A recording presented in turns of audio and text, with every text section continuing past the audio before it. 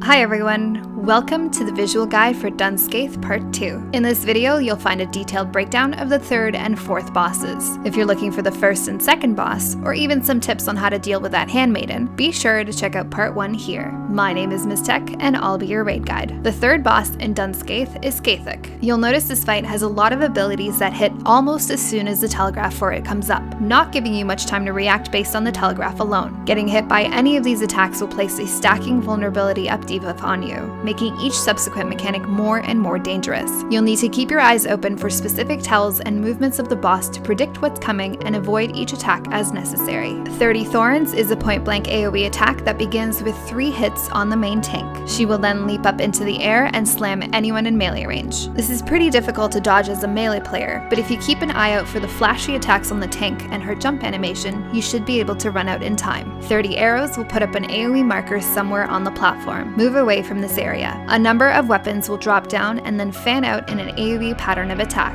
Moving away from this area will give you the space necessary to dodge the secondary attack regardless of the pattern. Anytime her wings are active and massive, the raid will need to be ready to dodge some more. Shade Spin will throw out 2 AoEs to the sides where her wings are pointing. To avoid this, simply identify the back of her wings and stand either directly behind or directly in front of them to dodge the AoE. Where the boss is facing makes no difference here, so make sure you're using the orientation of the wings to pre-position. 30 Sickles will do mild damage and knock back anyone in melee range. The boss will then jump away to a random area. All players should stay away from her anytime she leaps like this to avoid the next point-blank AoE attack. Anytime shadows gather on the floor and the room goes dark, all players should stop moving. Any movement will cause shadow links to spawn underneath them, dealing damage over time. 30 Souls is the raid-wide AoE attack that will need to be healed through. Healers take special care of players with high stacks of vulnerability. Anytime you see this proximity marker on the platform, move away to reduce damage. An ad will spawn that will need to be tanked away from the boss. This needs to be destroyed quickly or it will wipe the raid if left alive too long. Players marked with this red and black marker will be targeted by a number of falling Nox orbs. Affected players will need to move away from the group and kite the balls away to avoid excess damage. During Shade Thrust, the boss will turn to a random player and throw out a long column attack.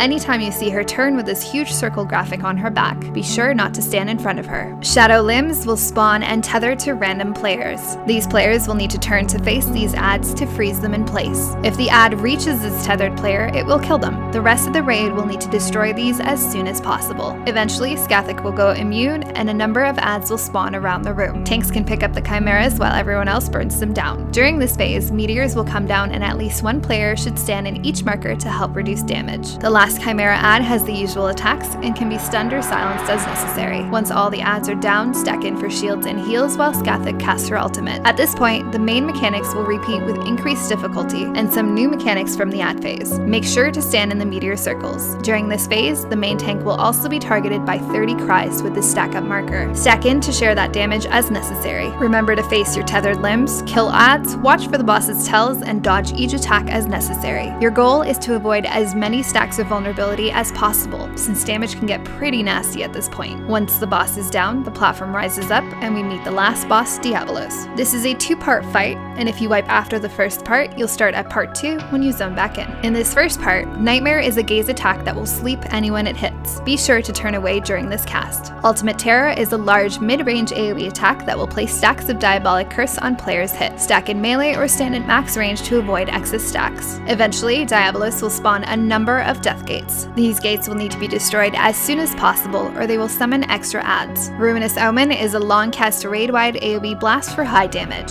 Stack in for heals and shields. Healers will need to pay extra attention to players with stacks of Diabolic Curse as they'll probably take more damage. Night Terror will mark up a random player with this stack up marker. Players will need to stack together to share the damage. Eventually, Diabolos will get bored with you and start charging up his ultimate. A life gate will spawn and everyone will need to DPS their hearts out and destroy it. You'll need to destroy the life gate 4 times to overcome Diabolos. Be on the lookout for more death gates and prioritize destroying them. You don't want any extra ads during this time. At this point, Diabolos will consume Scathach and gain her abilities, becoming Diabolos Hollow. In this final form, he'll be immune for some time and all his attacks are guaranteed crits. He will also slam the main tank with Hollow Kamisado. Cooldown and heal through this as necessary. All players will need to focus on dodging Shade Thrust during this time. Once he loses his immunity and crit, you can finally start to chip away at his health. At this point, Players marked for Nox Orbs will need to move away from others to avoid excess damage. A player will be marked for Hollow Knight, another stack-up marker but with a twist. The affected player will also be affected with the Hollow Nightmare Gaze attack. Any players that stack in to share the damage will need to make sure they are facing away from the affected player as well, or they will suffer from hysteria and lose control of their character for a short time. Particle Beam Meteor markers will pop up again, and players will need to stand in these as necessary. The outer meteors only need one player each, while a good clump of players should stand in the middle marker as it does a higher amount of damage. Death gates will spawn again that should be destroyed. In the center, a diabolic gate will open and assigned players can enter this area to destroy the dragon inside. Players inside want to destroy this dragon before they are consumed by darkness and the dragon is released on their raid. Players hit by Hollow Nightmare at this point will be afflicted with doom. Healers will need to watch for this and clear it as quickly as possible. The main tank can also suffer from a bleed debuff caused by the boss's auto attacks. You'll notice critical gravity orbs spawn around the room. Assign the off tanks or some healthy ranged players to pop these safely away from the group as necessary. Hollow Terror will now place Shadow Link debuffs on any players caught in the mid-range AoE. Remember to stack in melee or at range to avoid this. The boss will eventually jump to a random area of the platform and begin to cast Hollow Omen. This is another heavy-hitting raid-wide blast. Stack in for shields and heals. Immediately after, the boss will cast Double Edge, which will put up the Keen Edge buff. This causes him to deal higher damage at the expense of taking damage over time himself. At this point, you want to be very careful at handling each mechanic and survive long enough for him to eventually die. The main tank will also be marked with this blindside stack-up marker. Stack up to share that damage. Players will be marked for Earthshakers and should move away from the group to avoid excess damage. Try not to cleave your friends as you move away. Continue popping orbs before they get too overwhelming. You'll notice a lot of mechanics are happening at the same time, and damage can get pretty overwhelming, as it seems players can manage to get hit by everything. I'd recommend focusing on healing and handling mechanics over your DPS, as he's slowly dying on his own. If you can outlast him, you'll win the war. And there you have it,